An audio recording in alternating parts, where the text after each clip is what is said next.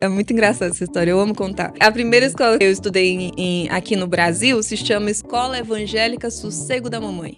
É tudo de bom, não é? Você tem recordação, assim, você se lembra de perceber o racismo ou até mesmo de ter sofrido diretamente, explicitamente? Ao chegar no Brasil, eu me torno muito retraída. Eu começo a não falar tanto, eu começo a ficar mais insegura. Eu comecei a me autoestigmatizar, a me ver como o racista me vê e não ver como Deus me vê. Fala galera, Jesus Cop, Douglas Gonçalves por aqui para mais um Jesus Cop podcast. Toda segunda-feira a gente está aqui nessa mesa abençoada de comunhão, a mesa de unidade.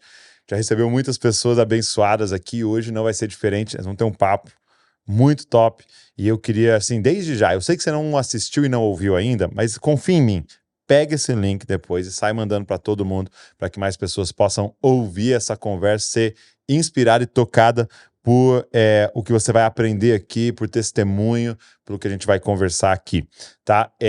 Também se inscreve no canal para você receber tudo que a gente está produzindo aí. Toda segunda a gente tem um convidado, toda quarta a gente tem o Copiando Jesus, que é um podcast temático, então tem muita coisa legal para você consumir aí no canal do Jesus Cop. Mas vamos embora pro podcast de hoje.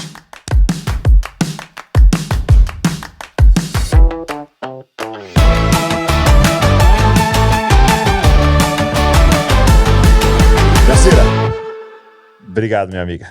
Nossa, eu que agradeço. Por estar aqui. Muito. Muito legal, É obrigado uma honra mesmo. Nossa, venci na vida. Tô no Jesus Cop. Tá no Jesus Cop. Eu acompanho muito você lá no Twitter, né? Eu gosto muito do Twitter. Eu sou aquele cara que só fica ali, só olhando, assim, só observando. Só observando, sabe? Tipo Boa. Uma coruja, né? Eu não costumo interagir muito assim, porque eu não sou muito do embate, né? Eu não sou muito... E o Twitter é do embate, né? Mas eu gosto de estar informado do que está acontecendo e ver as opiniões do que está acontecendo ali. E a Nath sempre faz para mim um roteiro, né, do nosso podcast, e eu tava vendo que você nasceu em Guiné-Bissau. Isso. Poxa, que legal. E você veio com 7 anos pro Brasil. Isso. Então você tem memórias, assim, também do país e tudo. Então, não tenho tantas. Eu vim ao Brasil com minha família quando eu tinha acabado de completar 7 anos. Eu faço aniversário em dezembro e a gente chegou em fevereiro. Okay. Então, foi bem recente os 7 anos. Mas eu não voltei ainda. Eu tô com 26 agora. Até hoje você não voltou? Até hoje eu não voltei. Então, eu nasci lá, mas eu não tenho memórias lá, infelizmente. E também, Guiné-Bissau, a língua oficial é português, porque foi colonizado pelo Portugal. Okay. Mas existe a língua que a gente fala no dia a dia, que é a língua local, que é o crioulo. Crioulo. E aí, tipo, nos locais oficiais, a gente fala o português. Então, na escola, os pronunciamentos presidenciais, tudo português. Mas no dia a dia, a gente fala o crioulo. Então, sai da aula, falando no corredor, a gente tá falando crioulo. Então, o que aconteceu? Quando cheguei no Brasil, eu misturava. Tinha aula de português? Tinha aula em português. As aulas eram em português? Em português, tá. O professor falava em português. Olha que interessante. E aí, quando saía, a gente já tava falando crioulo. Okay. E aí, quando eu cheguei aqui no Brasil, eu misturava os dois. Então, tipo, eu falando lá em português, de repente eu colocava o crioulo, que não é tão diferente do português, mas que é diferente em algumas palavras. Eu lembro de uma coisa que quando eu tenho uma prima que ela, mais ou menos a mesma idade que eu, quando eu cheguei aqui no Brasil, minha tia já morava aqui. Tá. E aí, um dia a gente tava na sala lá, e com toda a família, reunidos, etc. E eu disse que tinha muitos adultos, né? E eu não queria ficar lá na sala com os adultos. Aí eu chamei minha prima, eu disse assim: Jennifer, vamos jumbai na cama? Jumbai. Então, mas aí todo mundo riu. E isso é piada na família até hoje. Porque jumbai, em crioulo, significa conversar. Olha então, só. Eu estava chamando ela para conversar comigo no quarto e ficar longe dos adultos. Sim, sim. Mas sou eu como engraçado para todo mundo, virou uma piada da família. Mas eu misturava. E aí minha mãe, ela teve que ter uma atitude um pouco mais radical, que ela não teve orientações na época e tal, e disse que ninguém falasse mais crioulo comigo. Que eu tinha de responder só em português e falar só em português. A preocupação de você se ambientalizar. Exato. Tanto na igreja, a gente já era cristãos desde Guiné-Bissau, então, tanto na igreja quanto na escola, para que eu me adaptasse. Mas nisso eu acabei perdendo o crioulo e fiquei só com o português. E aí eu Então não hoje tenho você tanta... nem fala assim, crioulo e Então, tal. eu revisitei um pouco mais a língua de uma forma muito ruim, eu falo muito ruim, mas porque minha avó estava aqui há uns anos atrás, quando eu estava em João Pessoa, estava com a gente. E aí minha avó, ela não fala português. E aí eu tive que desenrolar um pouco do crioulo, já portuguesado, já misturado, mas deu para comunicar. O crioulo parece, tem assim, influências do português ou Tem, não? tem. Então, o crioulo, a gente tem crioulo de vários locais. Tem o crioulo de Cabo Verde, tem o crioulo de Guiné-Bissau, e não são parecidos. O crioulo, geralmente, é a língua nativa do povo local. Aí foi redundância, né? Língua nativa do povo local. Língua nativa misturado com a língua do colonizador. Então, tipo, o crioulo do Guiné-Bissau é muito parecido com o português em algumas palavras. O crioulo de Cabo Verde já é bem diferente, o crioulo de outras localidades já vão diferenciando. Mas o de Guiné-Bissau, se alguém estiver falando crioulo perto de você, você consegue entender algumas coisas, alguns contextos. Legal. E os seus pais vieram, sua família veio por quê? Veio realmente para morar no Brasil e já tinha família aqui? Já tinha família aqui, já tinha uma tia que morava aqui, já fazia um tempo. Minha tia veio com o meu tio no ano que eu nasci, em 97. Meus pais falam, então já faz muito tempo que eles estão aqui no Brasil, né? E a gente chegou em 2000 e agora eu não vou, 2005, alguma coisa assim. Não faz muito tempo. Quer dizer, faz muito tempo, né? Mas não faz tanto tempo assim. E os meus tios já estavam aqui. O Guiné-Bissau é um dos países mais pobres do mundo. A distribuição de renda lá é muito ruim. Não que não tenha recursos, existem recursos, mas não é bem distribuído. Então... E tem pessoas extremamente ricas? Exato. Aquela disparidade. Assim, disparidade bem latente, assim. E geralmente os mais ricos são os políticos, né? Para alguém ter dinheiro, tem que se envolver com a política, que é onde realmente rola toda a roubalheira e etc, né? Então, as pessoas que conseguem, elas vão geralmente para o exterior para poder procurar melhores condições de vida mesmo, seja de estudo, seja de trabalho. Então, minha família está toda espalhada. Eu só tenho uma tia em Guiné-Bissau agora. Mas assim, meus tios são todos na Europa, eu tenho uma tia também aqui no Brasil, né, em João Pessoa, mas a minha família tá toda espalhada. Então, meus pais vieram nesse intuito mesmo, de estudar, de se capacitar. Meu pai fez teologia, depois ele fez direito, a minha mãe fez enfermagem. Então, eu cresci nessa casa mais teológica mesmo, né, de teologia, de estudo da Bíblia, minha casa também é muito de confronto, né? De questionamentos. Meu pai sempre me ensinou a ser questionadora. Por isso que eu gosto do Twitter também. Sua casa é um Twitter, então. Exato. Mais saudável, mais saudável. Que bom. Graças a Deus. É verdade, tem uns dias que o Twitter tá terrível. Ai, Jesus. Agora, você, pelo que você tá falando, né? Já me deu a entender que sua família é cristã e você nasceu já nesse contexto. Isso. Quando você nasceu, seus pais já eram convertidos, já eram da igreja. Tem uma história bem legal sobre isso. Minha família, ela começa a ser cristã desde os meus avós. E aí eu vou contar mais a parte de mãe, que é a história que mais... que é mais interessante, mas minha parte do pai também, eles já são cristãos. A minha avó, eu falo mais a parte de mãe porque eu sou mais próxima a eles. Tá. A minha avó e o meu avô, eles tinham uma casa. Eu nasci no interior de Guiné-Bissau, numa cidade que se chama Biumbo. E eu cresci com meus avós, porque no ano que eu nasci, teve a guerra civil em Guiné-Bissau. É mesmo? Mas aí, eu não sei muito dessa história, eu só sei assim por alto. Tá. Mas eu só sei que a guerra estava acontecendo mais na capital, e aí o pessoal ficou mais no interior. E aí, como meus avós eram do interior, eu cresci os primeiros anos com meus avós, e depois era bem mais seguro. E depois que a gente voltou para eu estudar e tudo mais na capital. E aí, nesse período, já tinha missionários lá. E Guiné-Bissau, quem levou o evangelho lá foram os missionárias inglesas. Que inclusive meus pais... Missionárias. Inclusive meus pais têm contatos com eles até hoje. É bem legal isso.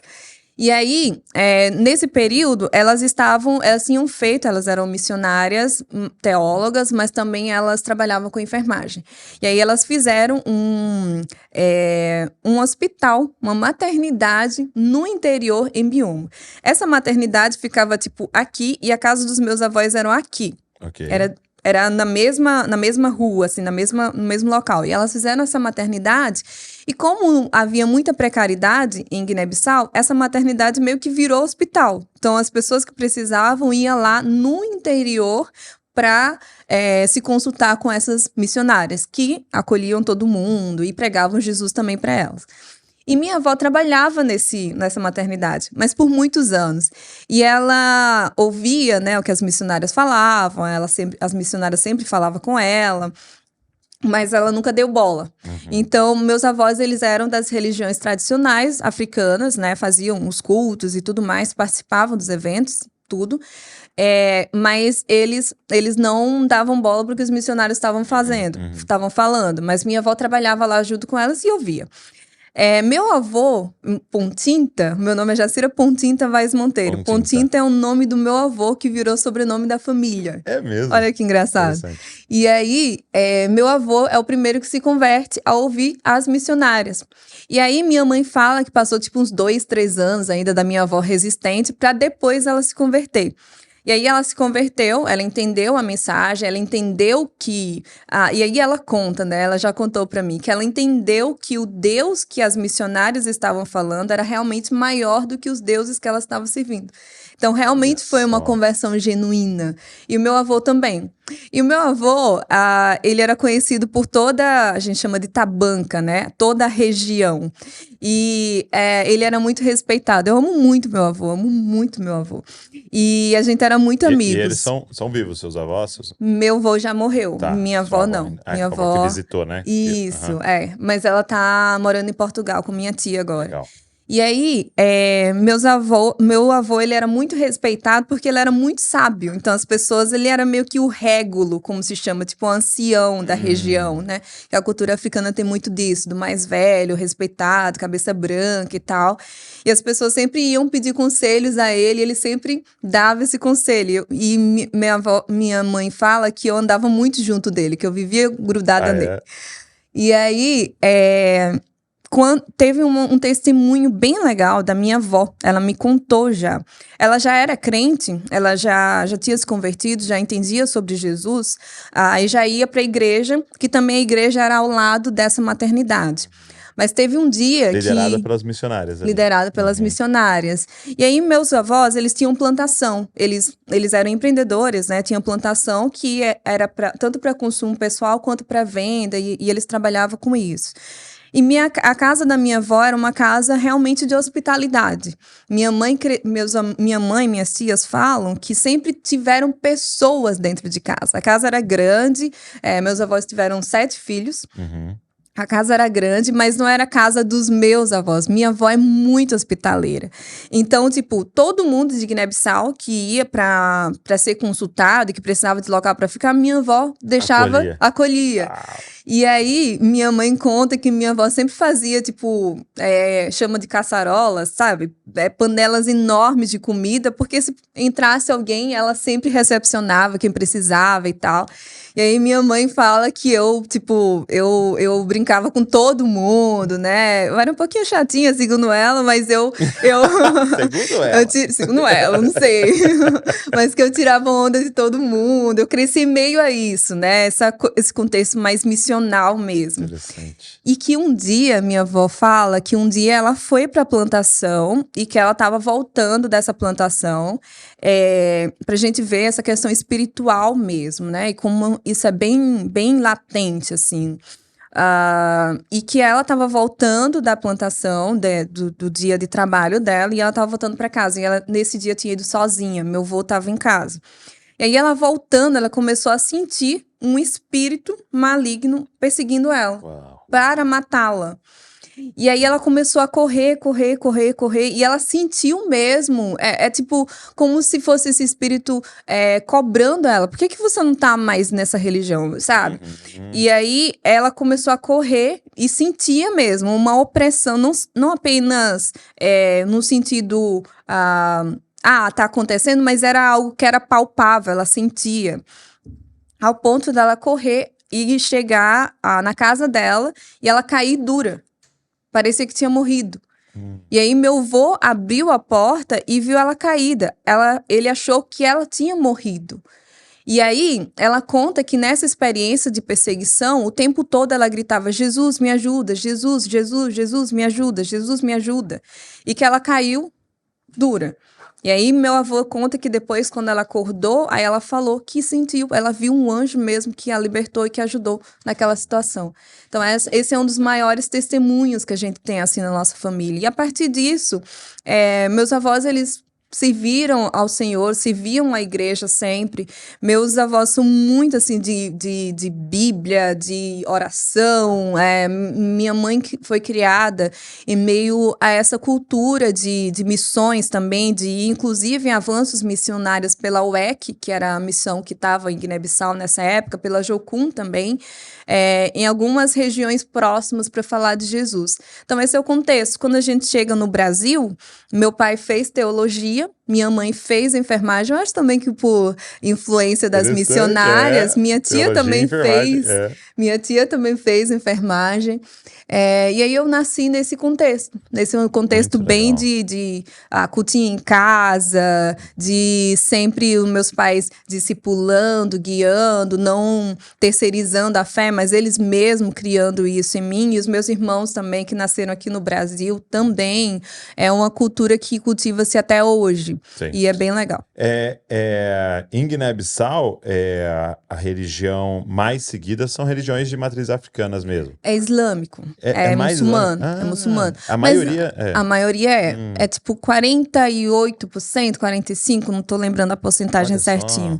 Mas é tipo de família, sabe?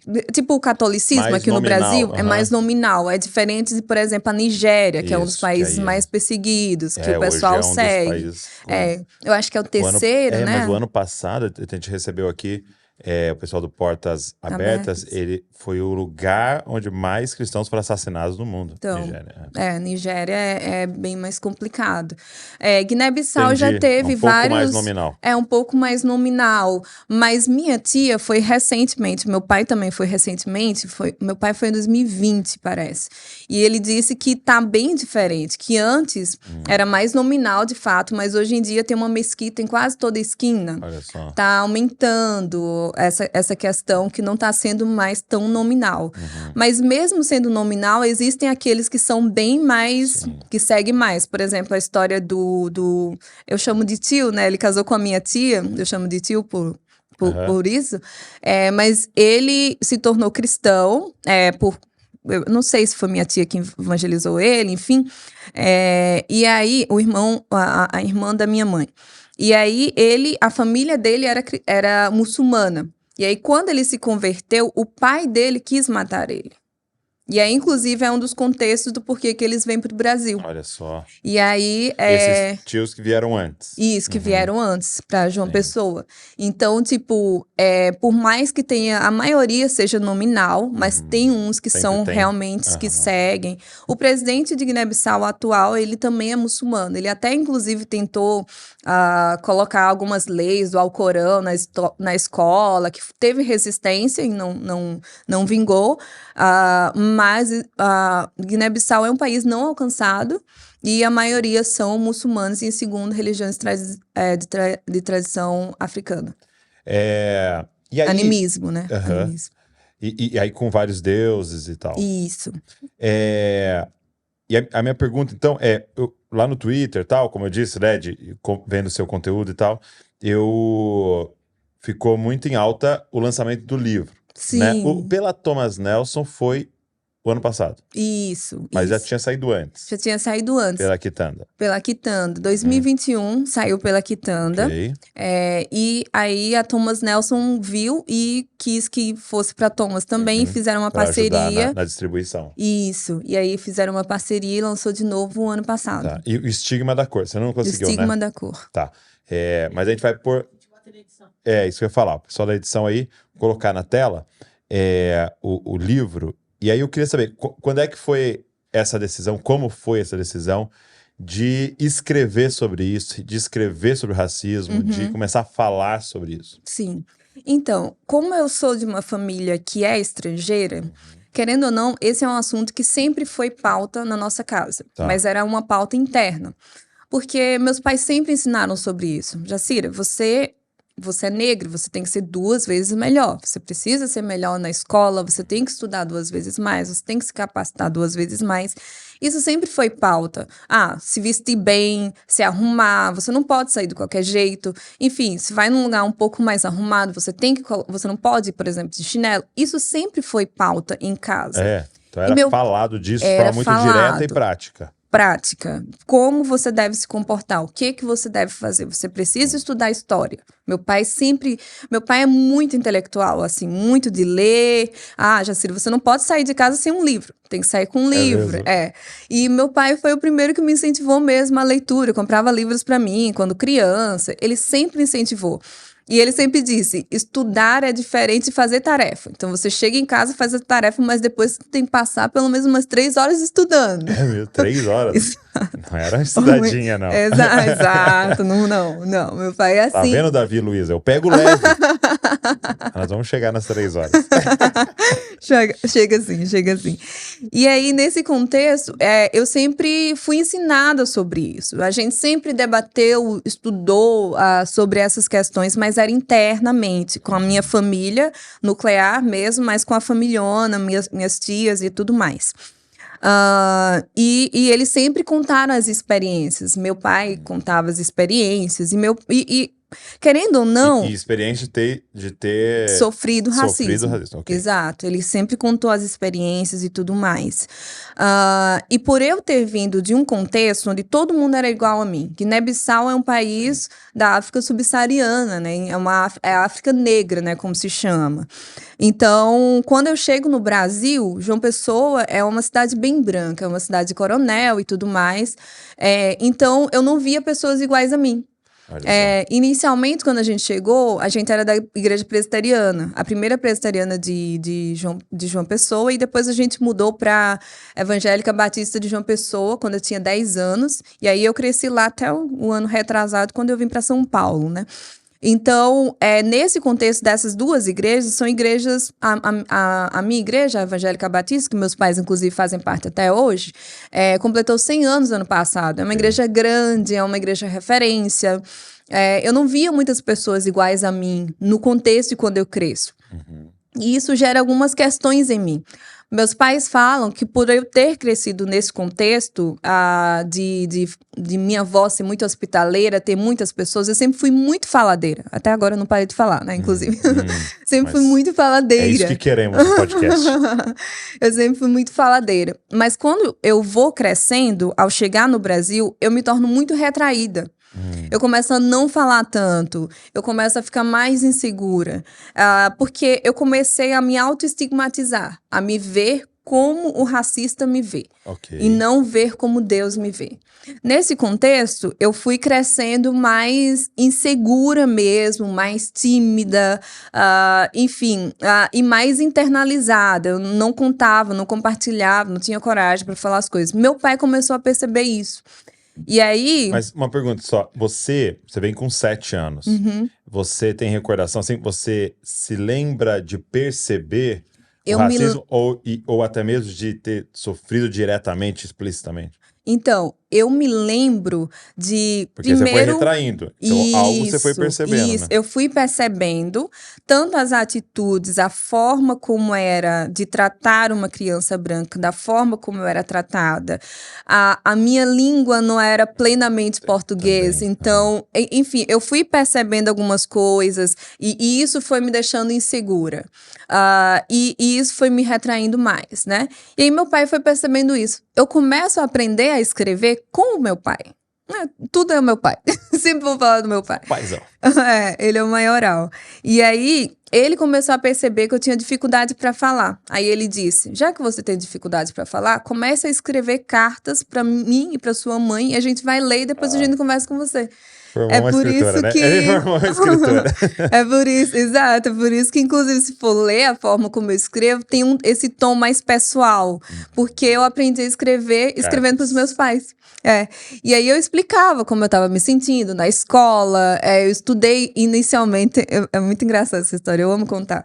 Que a primeira escola que eu estudei aqui no Brasil se chama Escola Evangélica Sossego da Mamãe. É tudo de bom, não é? Nossa. O nome é muito bom. Sossego da mamãe. Sossego Mande da as crianças mamãe. pra cá.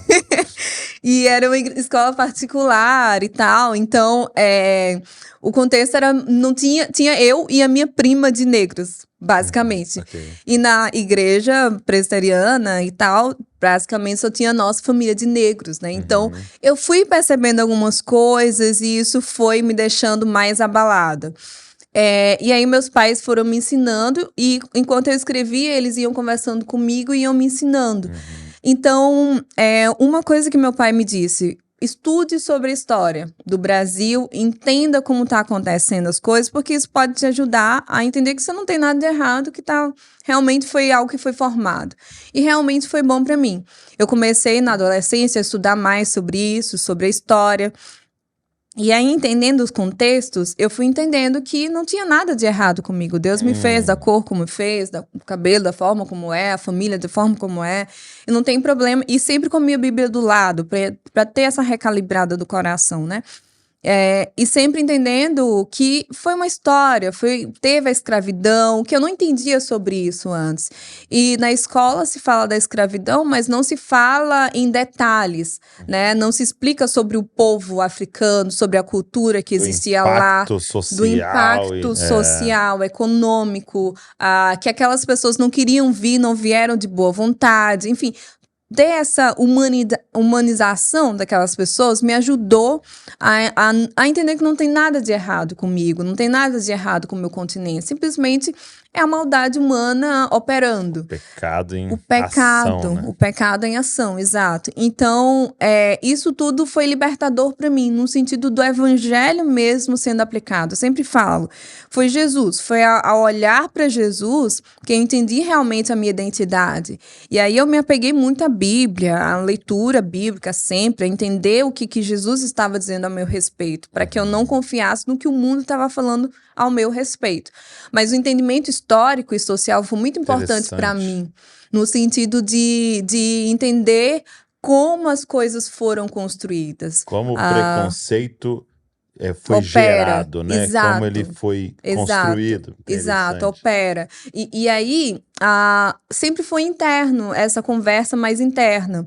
Mas aí, quando eu sempre usei a internet, Orkut, Facebook, tudo direitinho. Quando eu tava no Instagram, eu nunca fui de postar. É tanto que, assim, coisa pessoal minha, não posto tanto. Mas escrever eu gosto. E aí, o meu pastor me incentivou. Eu sempre tive, assim, um relacionamento muito estreito com meus pastores e pedi conselho para eles e tudo mais. Ele me incentivou a começar a escrever também para a internet. E aí, eu começo a escrever. Mas aí, era muito amplo. Eu falava muito de missões. Como minha igreja era muito missionária, falava de missões, falava de feminilidade, falava sobre racismo também. E aí, quando acontece no período lá de 2020, né, com o assassinato do George Floyd e tudo mais, algumas pessoas tentam entender mais sobre isso. O tópico foi levantado no mundo, né? E as pessoas queriam entender. E aí, a minha igreja fez uma live sobre isso, me chamaram na escola bíblica, eu também era professora de escola bíblica, na escola bíblica a gente estava estudando o livro do David Platt, O Contra a Cultura, em que ele fala sobre várias temáticas interessantes, né, do contexto atual, e o capítulo, eu acho que o 7, ele fala sobre o racismo. E eu já tinha lido também o livro do Piper, né, O Racismo, a Cruz e o Cristão, né, que foi traduzido pela Vida Nova. E eu entendi um pouco sobre isso, e aí na minha igreja foi o primeiro lugar público em que eu falo sobre isso, tanto na escola bíblica quanto nessa live que a gente fez. E aí, eu começo a escrever sobre isso, etc., na internet. Teve um texto meu que viralizou muito, ao ponto de... Aí eu já não lembro qual era a página, sempre esqueço. Ou foi Mídia Ninja, ou foi alguma outra desses canais seculares, me chamaram e pediram para que repostasse o texto na mídia deles, dando os devidos créditos, é claro. E nisso estoura-se. E eu sou uma pessoa que era mais tímida, mais fechada, mais retraída, e tinha, sei lá, uns 2.000 seguidores. Do nada, de um dia para o outro, 5.000 pessoas começam a seguir. E eu disse, meu Deus, o que está acontecendo? Né? É muito assustador. E aí, as pessoas começaram a fazer as mesmas perguntas. O pessoal, nossa, eu nunca tinha visto racismo como pecado. Eu nunca tinha pensado nessa perspectiva. Eu achava que era apenas uma questão ideológica, política. Eu nunca tinha pensado em quais versículos que eu poderia usar, quais argumentos que eu poderia usar. E aí as pessoas começaram a fazer as mesmas perguntas para mim no direct, nas respostas. E aí eu sou uma pessoa muito paciente. Perguntas como o quê, assim? Do tipo, como que eu começo a entender que o racismo é pecado? Tá. Quais são os textos bíblicos que eu... Aonde na Bíblia diz isso? Por que o crente tem que se importar com isso? Isso é uma questão que é política? Mas só as pessoas de esquerda que têm que falar sobre isso? Entendi. Por que eu que não sou de esquerda tenho que me importar? Na igreja, não tem que falar sobre o evangelho na igreja. Clássico, né? Então, as pessoas começaram a fazer essas mesmas perguntas, e eu sou uma pessoa bem impaciente para ensinar, mas depende, né? Quando abusa demais também, né? E aí eram as mesmas perguntas e me encheu um pouco o saco. Aí eu disse, então eu vou fazer um e-book, a partir de mim, assim, vou fazer um e-book explicando sobre isso de modo muito breve. Tinha umas 50 páginas, sabe? Eu pedi para uns amigos diagramarem. Foi bem amador, assim. E aí eu pedi para os amigos fazerem os endossos. Guilherme de Carvalho, o pessoal, meus amigos fizeram os endossos e eu coloquei na internet para que quem quisesse baixar, baixasse. Só que eu não sabia o que Deus ia fazer com isso. Simplesmente depois de um tempo, quando eu fui olhar o site, estava o e-book espalhado pelo Brasil todo. Várias pessoas baixaram. Um monte de gente começou a mandar mensagem. Eu mandei para o meu pastor, eu mandei para não sei quem. Da cor? Não, se chamava Justiça Bíblica Racial, que era realmente elucidações, mas a partir disso virou o estigma da cor. Que aí começou a ser espalhado, o pessoal dizendo, eu mandei no grupo da igreja, eu mandei para o meu pastor, mandei para o meu líder, e eu comecei a dizer, nossa, mas o que está acontecendo? Que realmente nasceu do tipo, eu não aguento mais responder as mesmas perguntas, então vou colocar aqui. Responder para todo mundo e pronto. Exato.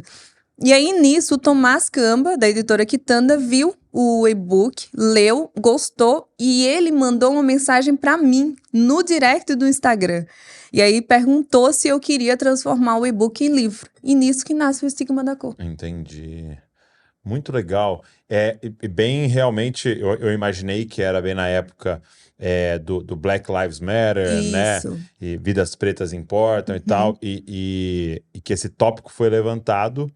E foi o momento em que a igreja precisava também se levantar e falar, ok, então, dentro da cosmovisão cristã, dentro da palavra de Deus, o que a gente fala sobre isso, né? Como a gente vê isso. Então, eu queria que você respondesse algumas coisas pra gente aqui. Então, por exemplo, quando alguém questiona, cara, é um tópico para a igreja falar? O que você diz? Aonde que a Bíblia fala sobre isso? O que você diz? Essa é uma pergunta que às vezes as pessoas ficam muito chateadas com ela, mas eu acho que ela também é importante ser elucidada. A gente tem uma história com relação a essa temática muito, muito conturbada, né, que é importante ser elucidado. O John Stott, ele responde isso no livro O Cristão numa Sociedade Não Cristã. Ele tem um capítulo em que ele fala sobre o racismo e também em vários outros livros, várias outras falas dele, ele vem elucidando isso, do porquê que o cristão ele deve falar sobre isso. Ele fala que o cristão ele deve estar na vanguarda de combate a essas indiferenças, esses preconceitos e essas questões, porque é somente a Bíblia que tem o tópico do Imago Dei. Essa visão de imagem e semelhança de Deus, essa questão do valor intrínseco do ser humano pelo simples fato de ser humano, é bíblico. E somente bíblico. As outras cosmovisões não têm isso. Inclusive, a instituição de direitos humanos também é baseado na Bíblia. Naquele período, vários cristãos estavam lá. Então, o John Stott, ele fala que no período da escravidão, quando os cristãos estavam se levantando contra a escravidão, eles tiveram por base isso. Não, mas somos todos humanos, somos todos imagem e semelhança de Deus. Todos, portanto, devem ser tratados com dignidade perante as pessoas, independente de cor, independente de raça, independente de região, independente de gênero, todos têm a imagem de Deus e devem ser respeitados por isso. E aí, somente o cristão tem isso. É por isso que a gente tem que falar. E também, o outro argumento é o que Anthony Bradley, ele é um afro-americano, ele é pastor na igreja também que o Tim Keller era pastor, né? A Redeemer Church. E aí ele argumenta, falando sobre isso, que se a gente, enquanto vidas negras, ele fala, vidas negras só terão importância se a gente coloca a doutrina do Imago Dei. Isso. E aí ele faz um jogo lá, o título do artigo dele é Política somente, traduzindo, né, para o português, política somente não pode salvar os Estados Unidos. E aí ele argumenta em cima disso, de que não é só uma questão de lei. Ainda que alguém, por exemplo, deixe de ser racista porque a lei está dizendo, ele pode continuar sendo racista no seu coração. O ponto com relação ao cristianismo que Jesus está falando é sempre uma ética mais elevada. Não é apenas uma questão de obedecer à lei, é uma questão de mudança do coração. E apenas a ética cristã pode fornecer isso. Porque, é por isso. Porque não é um não odeie, né? É um ame, né? Exato, exato. Vai muito além. Vai além, o racismo é anti-amor, né? Exato. Então, o que o mandamento... Por isso que o subtítulo do meu livro é Como o racismo fere os dois grandes mandamentos. Porque fere os dois. Fere o segundo, de amar o próximo. Você não tem como amar a quem você odeia. Mas fere o primeiro também. Por quê? João falou, você não tem como amar a Deus a quem você não vê se você não ama seu próximo a quem você vê. Apóstolo Paulo fala também de que a lei se resume no segundo, que é amar o seu próximo. Em Romanos ele fala isso. Então, a Bíblia coloca as duas coisas juntas. Então, se o racismo é o anti-amor, é o querer, na verdade, fazer do outro a sua imagem e semelhança, ao invés de ser a imagem e semelhança de Deus, então, somente nós, enquanto cristãos, podemos trazer essa revirada, essa virada de consciência mesmo, Romanos 12, essa mudança de consciência, porque o político não vai fazer isso. O político, ele não tem como. Na verdade, a igreja deveria ser a consciência do Estado, como Calvino fala, a consciência da nação, essa consciência ética, do fazer as coisas não de forma utilitarista, mas realmente entender o porquê que a gente vai fazer. E o porquê, quem fornece é o cristianismo. Quem fornece não é o cristianismo, quem fornece é Jesus. Sim. Porque ele conhece realmente o porquê que ele fez tudo da forma como ele fez. Então, por isso que nós, enquanto cristãos, temos que entender essas questões biblicamente e expor também. Uma outra questão que é importante é que o meu segundo livro está sendo nessa direção, né? Eu acho que eu não posso falar muito. Tô escrevendo, graças a Deus. Se Deus quiser, esse ano sai. Então, aí você volta aqui pra gente legal. lançar junto, hein? Que é sobre ética cristã aplicado a essa era digital, né? O discipulado na era digital. Então, eu tenho falado sobre isso. Às vezes, a gente olha para as novas gerações que têm se importado sobre essas temáticas, e aí, antes, nos tempos mais antigos, tinha os assuntos que eram proibidos na igreja. Então, sei lá, brinco, não pode usar, enfim, mais antigo, né? Mas existiam alguns assuntos que a gente não falava. Racismo é um deles. Você acredita? Barba, exato, não pode. A harmonização facial masculina. Pois é verdade. Não pode. Então, tinha uns assuntos que eram proibidos, ninguém falava. Mas hoje em dia, não existe isso. Assunto proibido. A gente tem isso. Tem celular. É a era da informação. O problema hoje em dia não é a falta de informação, mas é o filtro dessas informações. Esse é o ponto. E para filtrar essas informações, a igreja local é extremamente imprescindível. O pastor local é extremamente imprescindível, porque as pessoas estão sendo discipuladas por Instagram, por YouTube, por várias linhas de pensamento. Se não houver esse filtro bíblico das questões, a gente sim vai perder as pessoas. Então, as pessoas têm interessado muito por questões sociais. E é legítimo, porque a gente teve um histórico aí. A gente tem um século XIX, século XVIII, a escravidão imperando. A gente tem um século XX, um caldeirão. A gente teve 2 grandes guerras. Saiu Oppenheimer aí, que a gente viu o que aconteceu. E aí a gente tira o Deus do centro, né, historicamente falando, depois o período do iluminismo, e diz que nós, enquanto seres humanos, nós nos bastamos. Mas aí, pela ciência, a gente cria armas de destruição em massa. E aí as pessoas se desiludem e veem que, na verdade, a gente tem muita maldade. No século passado, nazismo, comunismo, em resposta, várias matanças, várias pessoas morreram, 2 grandes guerras, Guerra Fria. A gente chega no século XXI, no período que a gente está, com um caldeirão de coisas que aconteceram no século passado e que estão acontecendo. A história, no mestrado, eu tenho aprendido isso, no mestrado que eu tenho feito no Mackenzie, de Educação, Arte e História da Cultura, sobre que a história ela é formada de continuidades e descontinuidades. Então, existe um pouco do passado no presente, até que a gente vá reconstruindo e construindo outras coisas. Mas sempre vai ter isso, a gente sempre anda nessa coisa, né? Salomão já falou isso há muito tempo, na verdade. Não há nada novo debaixo do sol, mas os historiadores estão descobrindo isso agora. A novidade. As novidades para eles.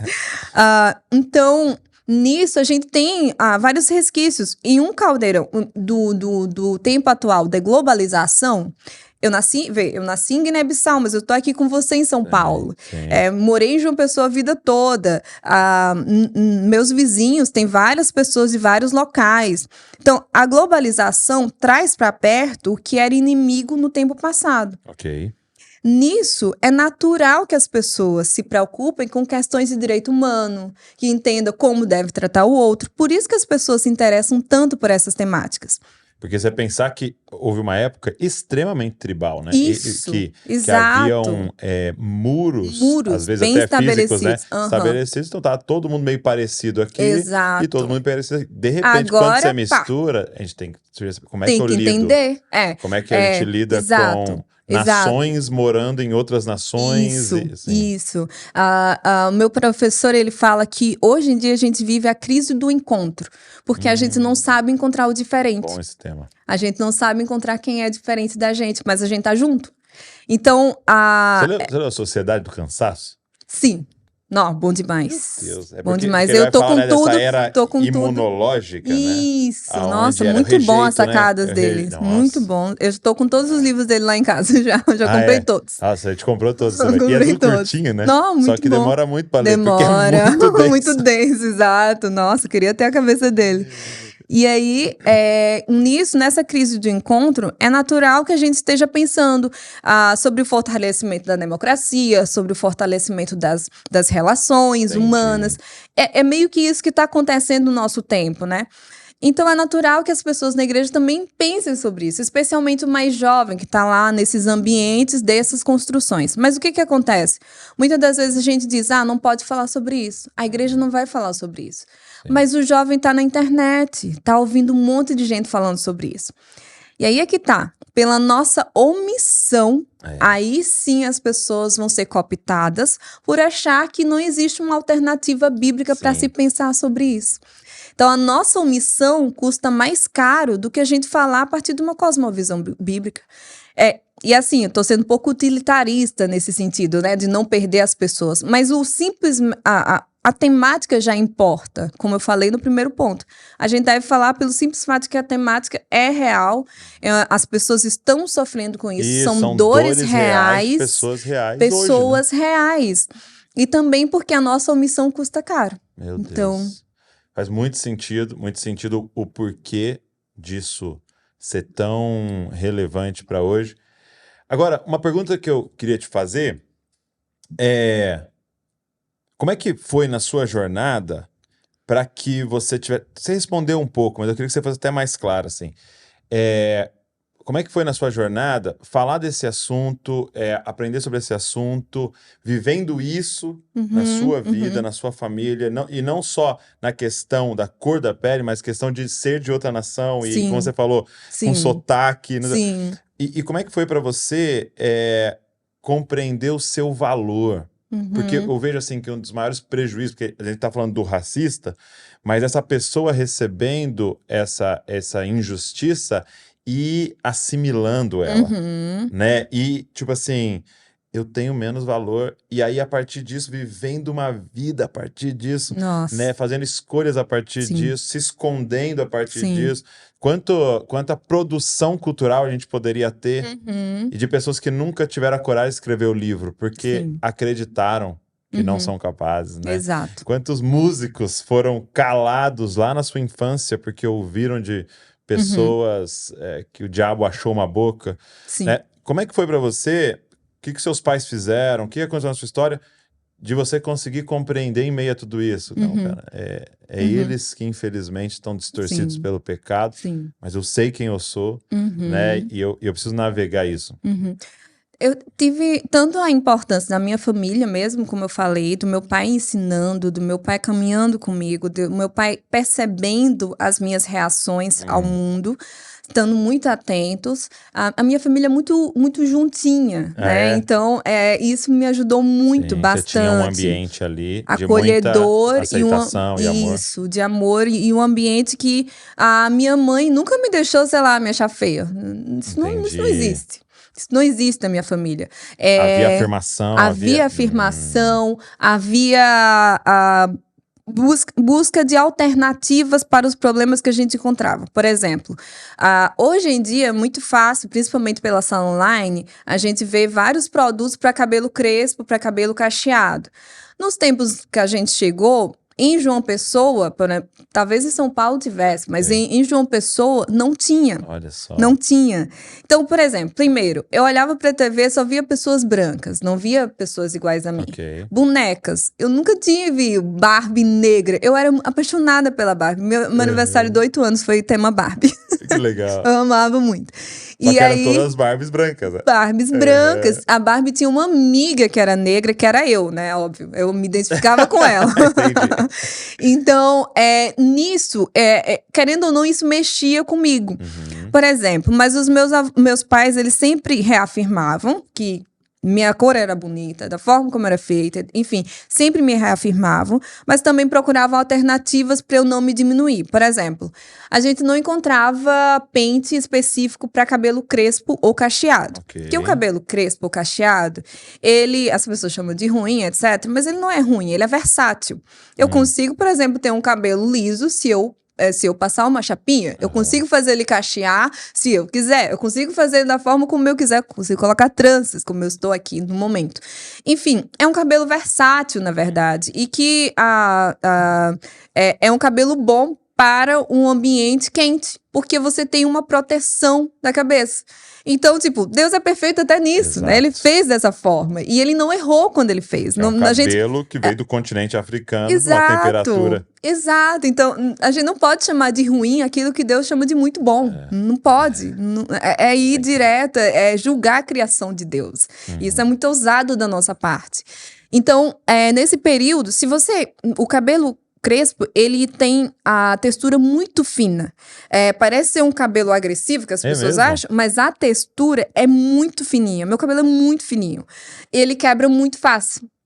Então, você não pode, por exemplo, pentear o cabelo de uma pessoa que tem cabelo cacheado o crespo com o mesmo pente que você penteia o cabelo liso. Não funciona. O mesmo pente não funciona, porque o cabelo liso, as cerdas são bem pequenininhas. Aí você passa porque é liso. Mas se você fizer isso no crespo, ele quebra todo. Tem que ser os pentes que têm as cerdas maiores. E aí, hoje em dia, tem no Brasil. Antigamente, não. Literalmente, minha mãe pedia que, quando viesse alguém de Guiné-Bissau, trouxesse tantos produtos capilares quanto as coisas que a gente tinha lá pra cá. Então, é ruim falar sobre isso dessa forma, que tinha que vir de fora?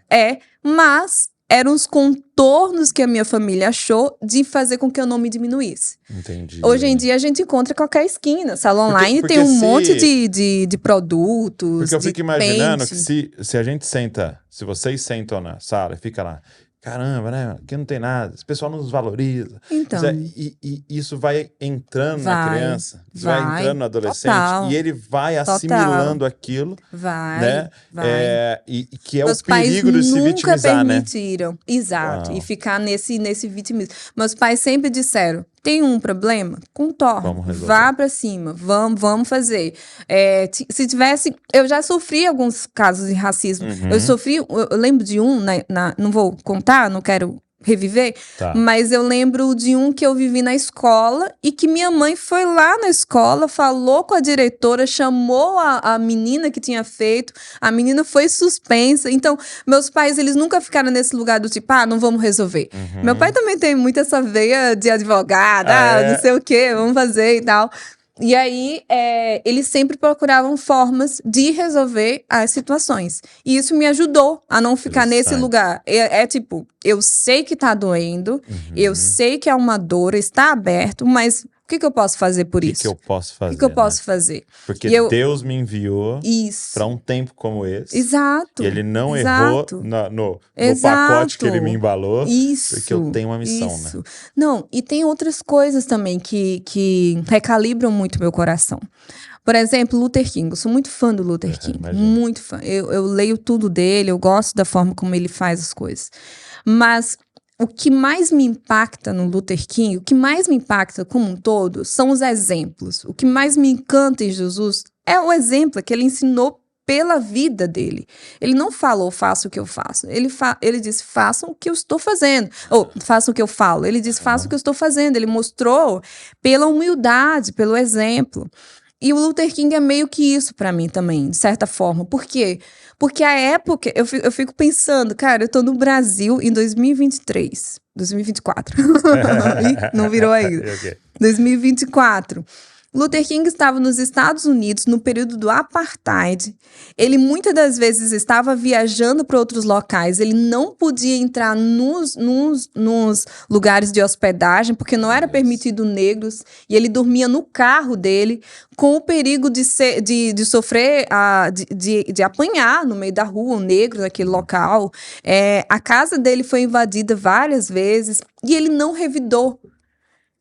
Ele estava numa época muito pior, em um contexto muito pior, onde as leis não tinham essas leis protetivas tanto quanto os tempos de hoje. E ele respondeu em amor, ele respondeu como Jesus.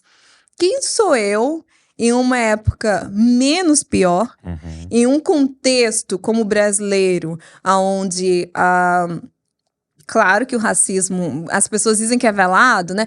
Eu não acho que seja velado, eu acho que é velado para quem não vive. Para quem vive, sempre é bem explícito, né? Mas em que o racismo é mais gentil, vamos dizer assim. Então, eu olho para esses exemplos e eu digo, sabe? Um contexto muito pior. Então, é isso. Meus pais sempre ensinaram a ver esses exemplos, a contornar essas barreiras. Seus pais foram muito sábios, né? Nessa condução. Sim. Para que você pudesse ser formada em meio a tudo isso. E até mesmo, né, como você está fazendo hoje, ser uma resposta, né? E tem a coisa de que a gente não é daqui, né? A gente é estrangeiro. Então, meus pais, eles também sempre observaram como o africano também era instrumentalizado, inclusive pelos grupos que dizem que estão pró eles. Então, existe uma África imaginária, né, que os grupos militantes idealizam, que não é o real. Que Existe, sentido? no sentido de que, por exemplo, antes da escravidão já existia um continente africano, já existia um pessoal lá, já existiam tribos, existiam reis e rainhas, inclusive, no continente africano, existiam relações comerciais com a Arábia, enfim, que eram os importantes centros comerciais daquela época. E essa história, ela precisa ser recuperada também, no sentido da gente não ver só o continente africano naquele olhar de condescendência, de paternalismo, porque existem pessoas lá e que elas estão pensando por si próprios. Exato. Inclusive hoje. Às vezes, essas militâncias... Eu já briguei com algumas pessoas no Twitter, inclusive. Não sei se você viu. Não sei se eu acompanhei esse dia. Você viu. Do pessoal fala assim... teve uma cantora bem famosa, inclusive, que fez um tweet dizendo: não precisamos de nenhuma igreja em África. Tem 54 países. É o local mais diverso, é o continente mais diverso. Diverso em pensamentos, inclusive. Então, isso me irrita um pouco. Do Entendi. tipo, eles querem falar por um povo, por vários povos, como se as pessoas não existissem lá hoje. E a gente, por ser de lá, por conhecer pessoas lá, meus pais têm contatos até hoje, a gente sabe como é mesmo. Então, muitas das vezes, meus pais, eles traziam também essas questões, as problemáticas, e que deve ser olhado com cuidado. Sim. Do tipo, não é bem assim. Por exemplo, no período das eleições, o fato de ser estrangeira ainda é uma coisa a mais, né? Então, por exemplo, no período das eleições, a gente morava numa casa lá em João Pessoa, e em frente à casa tinha um vizinho que estava lá bebendo com outros e tal, e meu pai saiu para ir ao trabalho. E aí, um dos caras que estava lá do outro lado gritou assim: não vou falar o nome do candidato, mas o candidato tal vai ganhar e vai mandar todos esses africanos de volta para a África. Uhum. Então, são coisas assim. Existe um plus, né? Não é só a questão da cor. Uhum. Então, meus pais, eles sempre falaram desse não lugar pelo fato de você ser estrangeiro. Então, por mais que o Brasil seja acolhedor, mas existem essas questões também. Então, por causa disso, meus pais sempre trouxeram essas reflexões, não apenas da cor, mas também o fato de a gente ser estrangeiro, o fato de estar nesse lugar, o fato de ver as instrumentalizações que o africano faz, a forma como as pessoas veem o africano sempre como o coitado, sendo que a gente não era coitado, precisa de ajuda, sendo que a gente não era coitado, sabe? Minha família estava lá e etc. Mas queríamos melhores condições de vida, de estudo e tudo mais, e viemos para cá. Então, tudo isso fez com que eu tivesse a cabeça que eu tenho, né? No sentido de que meus pais mesmo me guiaram nessa amplitude, assim, digamos assim, de pensamento. Eu vi uma... não sei se você chegou a ver. Eu li em um livro e depois eu vi até um Reels, alguém falando de um experimento social que eles fizeram, que eles pegaram várias mulheres que iam fazer uma entrevista de emprego e eles fizeram de maquiagem uma cicatriz, você viu? Não. Eles chamaram várias mulheres e elas iam passar por entrevista de emprego. E aí eles fizeram uma cicatriz bem no rosto delas, grande assim, né? De maquiagem, mas bem certinha, bem perfeita. E aí eles mostravam para ela no espelho, tal, a cicatriz, né? E qual era a orientação? Você vai observar se o entrevistador vai agir de forma diferente porque você tem uma cicatriz no rosto, né? Você vai perguntar alguma coisa, tal, beleza. E aí elas viam a cicatriz, aí eles falavam assim, você vai fazer só um retoque antes de vocês irem e tal. E eles tiravam. Só que elas não sabiam, porque elas não olharam mais no espelho. Então elas iam com o rosto normal pra entrevista. E, cara, na volta, a maioria relatava, olha, foi preconceituoso com a minha cicatriz. Ele até fez uma pergunta que eu percebi que era uma referência à cicatriz e tal. Só que todas elas estavam sem cicatriz no rosto. E aí, a reflexão era essa questão de se eu mesmo compro que eu tenho menos valor, que se eu mesmo acredito que eu tenho um problema, de que eu sou menos, eu vou começar a enxergar isso em toda a parte, até mesmo onde não tiver.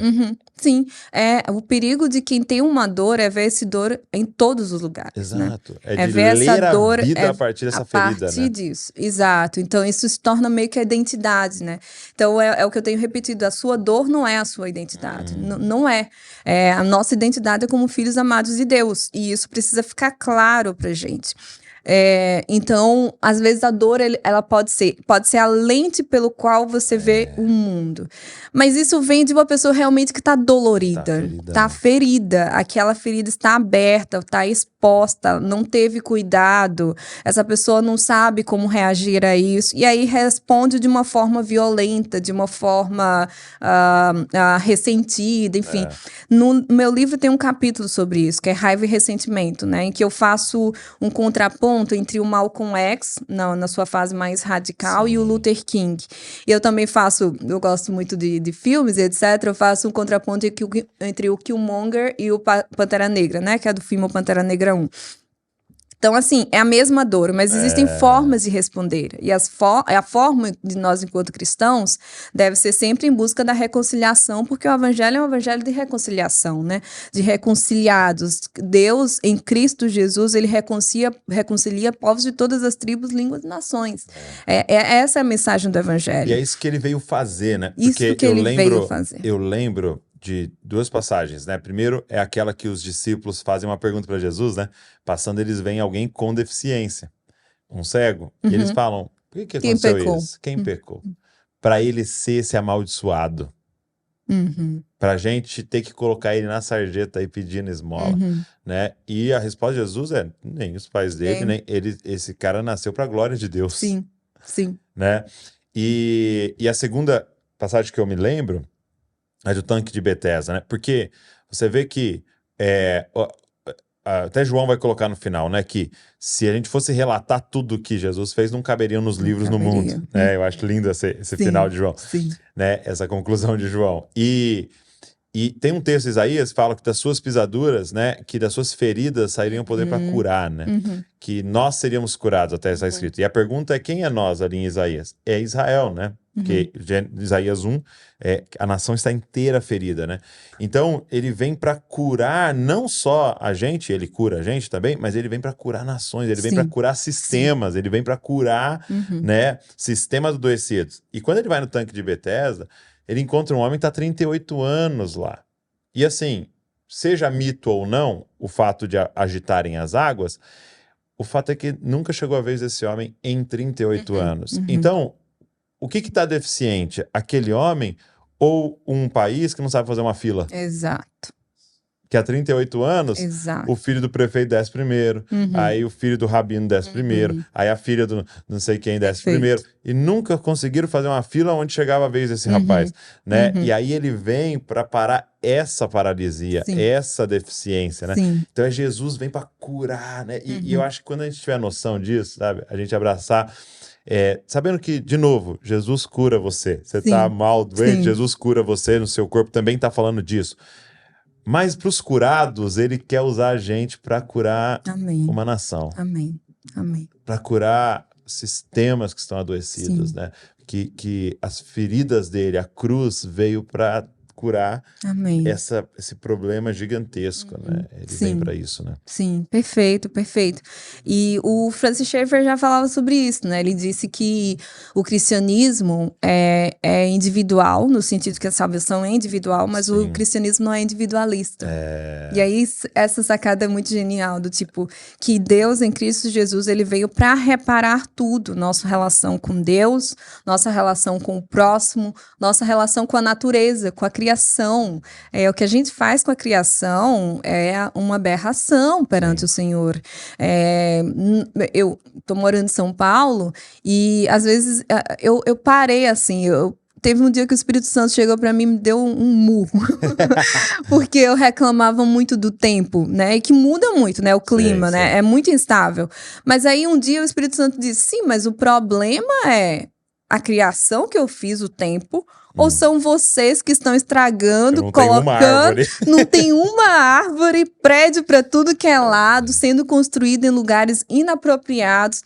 Porque, no fim das contas, a gente tá mais interessado em satisfazer Mamon do que a Deus. Então, nisso a gente acaba com a criação. Então, o Schaeffer fala isso, que em Jesus é essa nova criação mesmo sendo formada. Isso é lindo demais, isso é o evangelho. E é isso que a gente tem que entender, que toca tudo, né? Toca tudo. Até a arquitetura, né? Até a arquitetura. Porque ele quer renovar a nossa mente. A forma como a gente está funcionando, muitas das vezes reproduz como o mundo está funcionando. E a gente deveria ser a consciência. Então, por exemplo, o racismo, ele é um mal que atinge tudo. A desigualdade social no Brasil também é racial. A gente vê nos lugares mais pobres, são pessoas mais pretas. E como resultado aí de uma escravidão de quase 400 anos. A gente tem menos tempo de abolição da escravatura do que tempo de escravidão. Tiveram quase 400 anos, 3 séculos, né? 16, 17, 18. E a gente tem 135 anos de abolição, 1888 que foi abolido. Então, a gente tem muita problemática um chão pela frente. A gente tem mais tempo aqui. Porque na contabilidade, quando eu terminei a contabilidade, eu fiz a pesquisa sobre a contabilidade do período da escravidão. Então, eu fiz essa pesquisa do tipo, como que os escravos eles eram considerados naquela época? Não existiam leis protetivas. Eles eram literalmente considerados mercadoria. Uau. Porque eles eram literalmente considerados objetos, eles eram colocados na contabilidade do seu senhor. Entendi. E aí eu peguei materiais... Eu tenho um carro, eu tenho uma casa... Exato, perfeito. Ele era um ativo, como a gente chama na contabilidade, que era um bem. Porque o escravo, o nome significa mesmo bem, propriedade do seu senhor. Então, nesse período, como se chama, né, naquele período, traficantes escravos iam até lá e traziam essas pessoas que eram consideradas pelos seus senhores como investimento mesmo. Então, elas eram colocadas nesse barco, quando elas adoeciam, quando elas morriam durante essa travessia, que era muito longa, né? Tem um site na internet que se chama Slave Voyages, Viagem dos Escravos. É um memorial online, um banco de dados desse período. E aí é bem interessante que tem muita coisa lá, os pesquisadores utilizam muito e é de graça, só entrar lá e dá para ver muito desses conteúdos. Aí tem conteúdos de pessoas que eram embarcadas, quantos desembarcavam, quantos morriam nesse período. Para você ter noção, Douglas, o Atlântico era considerado nesse período como o tumbeiro, era chamado de tumbeiro, de tantas pessoas que morriam durante esse período. Para você ter noção, mudou inclusive a rota dos tubarões. Os tubarões começaram, tinham suas rotas que iam, mas eles percebiam, mexeu com a natureza, eles percebiam que a partir desses navios, desses lugares, eles não sabiam que eram navios, mas desses lugares grandes sairia comida. Meu Deus. Então, por exemplo, a medicina não era grande naquele período. Então, se alguém adoecesse de, sei lá, de gripe, ia passar para toda a tripulação. Então, não pode. Jogava no mar. Então, não era nem que chegou a morrer. Não, isso, adoecer, porque senão ia passar para todo mundo, e aí gripe passa para todo mundo morre, não pode. Então, se rebelou um pouco, mata. Então, vários eram mortos, e isso também era perca de mercadoria para o senhor de escravo, né? Então, tinha toda essa relação complicada que acontecia naquele período. Inclusive, também os abolicionistas, eles se utilizam da contabilidade para procurar a libertação. Por quê? Porque eles disseram, olha, se vocês... A expectativa de vida de um escravo era 30 anos, menos, porque as condições impostas eram demais, era apanhando o tempo todo, etc. Então, os abolicionistas falaram assim, se vocês estão batendo nessa pessoa, se vocês estão descuidando, se não dão comida direito para essas pessoas, elas vão morrer menos, em menos tempo. A expectativa de vida é bem menor. Mas, o que na contabilidade a gente chama de valor de uso, né? É bem menor. Mas, se vocês tratarem como pessoa normal, num trabalho remunerado, onde a pessoa se sente feliz, etc., comendo, a expectativa vai ser maior e ela vai trabalhar por mais tempo para você. Então, utilizavam-se desses argumentos também contábeis, para dizer, a expectativa de vida... Faziam mesmo. Então, a gente tem mais período de quase 400 anos, 350, 360, alguns historiadores vão colocar 400 mesmo, em que o negro africano ele era visto dessa forma. Entendi. E que houve toda uma ideologia que construi isso, a ideia moral, pseudocientífica. O Brasil era considerado, o Lilia Schwartz vai falar isso no livro O Espetáculo das Raças, ela é historiadora, a pesquisadora da USP. Ela fala que, durante esse período, o Brasil ele era considerado por lá fora como um local mesmo de estudo mesmo. Vinham vários cientistas para cá. Einstein passou aqui, inclusive, né, no período que ele lança A Origem das Espécies, né? Einstein não, perdão, Darwin. Isso, Darwin passa aqui, inclusive. No Rio? Hã? Foi no Rio que ele foi? Eu não sei dizer, não sei. Mas ele dá uma passada aqui, porque eram pessoas muito diferentes convivendo. Então, o Brasil era visto como esse país místico, diverso, profano também. Tinha todo, porque o índio andava nu, etc. Enfim, tinha toda essa visão aí, que é o que eu estou pesquisando no mestrado. Eu estou falando as coisas que eu estou aprendendo. Enfim, e aí, durante esse período, foi justificado, por exemplo, pseudocientificamente, a partir dessa teoria de Darwin, da origem das espécies, quando é lançado, em 1800 e alguma coisa,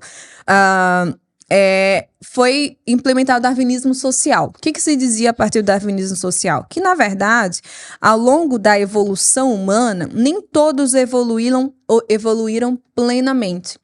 O homem branco europeu, ele tem o seu cérebro muito bem formado. Ele já evoluiu plenamente, ele é 100% homem.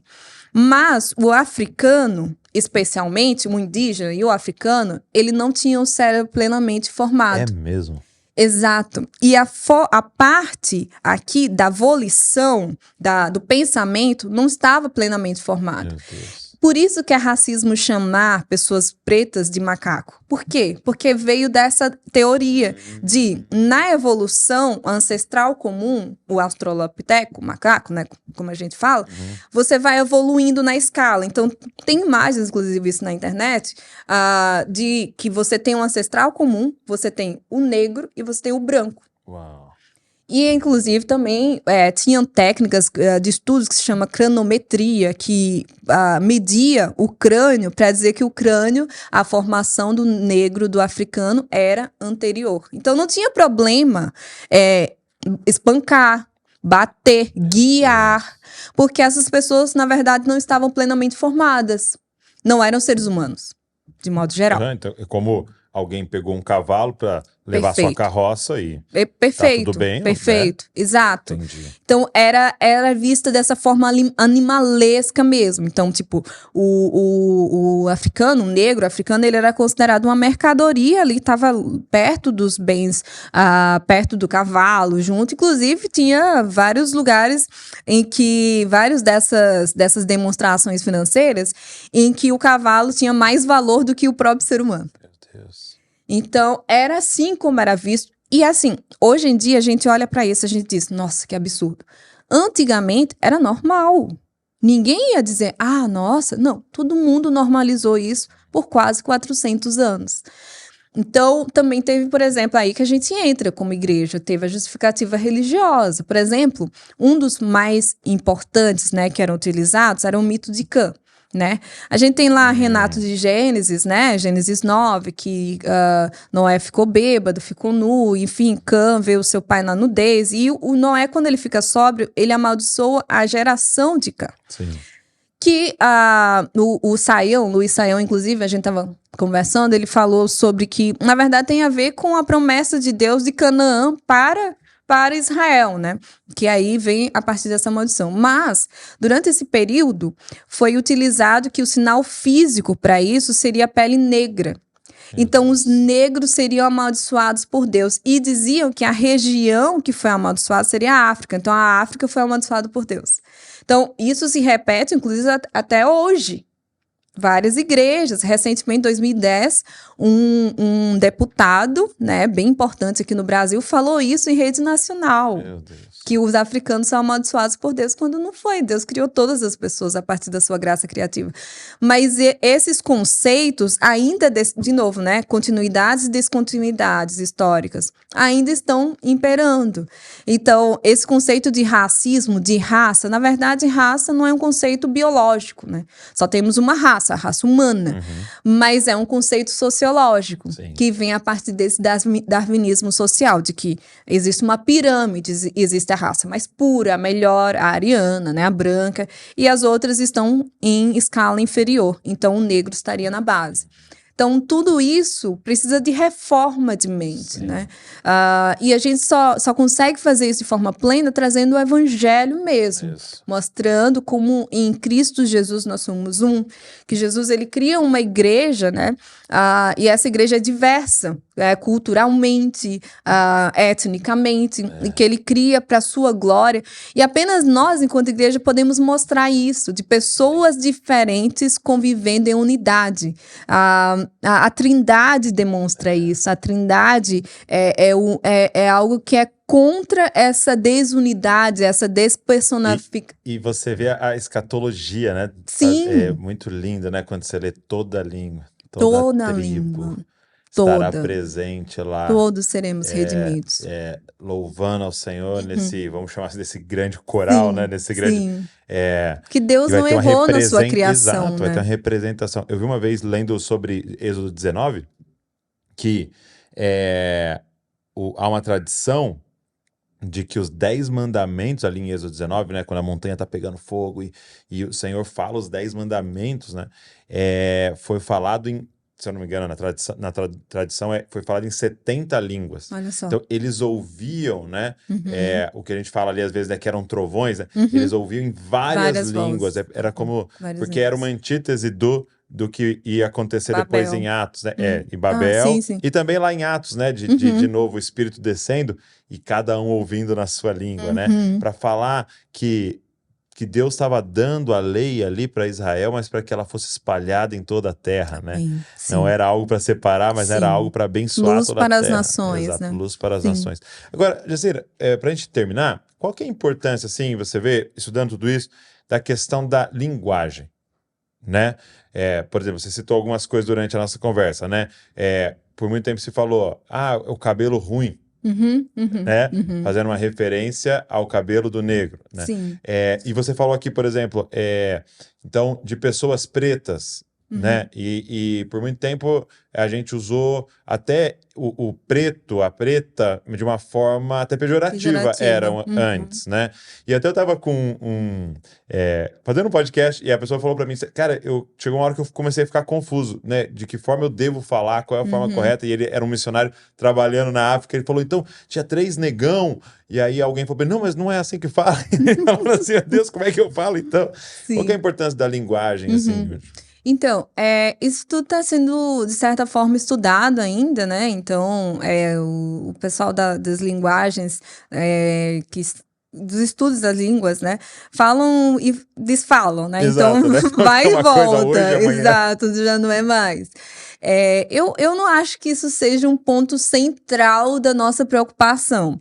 Eu acho que tem muitas confusões que vêm a partir disso. Por exemplo, a questão do negro e preto, né? Que para mim, pode ser qualquer um, tanto faz. O ponto é não usar de forma pejorativa, ou como se fosse. Intenção da forma de falar. Exato. Na verdade, essa discussão não é nem do Brasil, para começar. Porque, na verdade, tem a ver com os Estados Unidos. Lá, se você chama um preto de nigga. Okay. Não pode, seria né? É black, exato.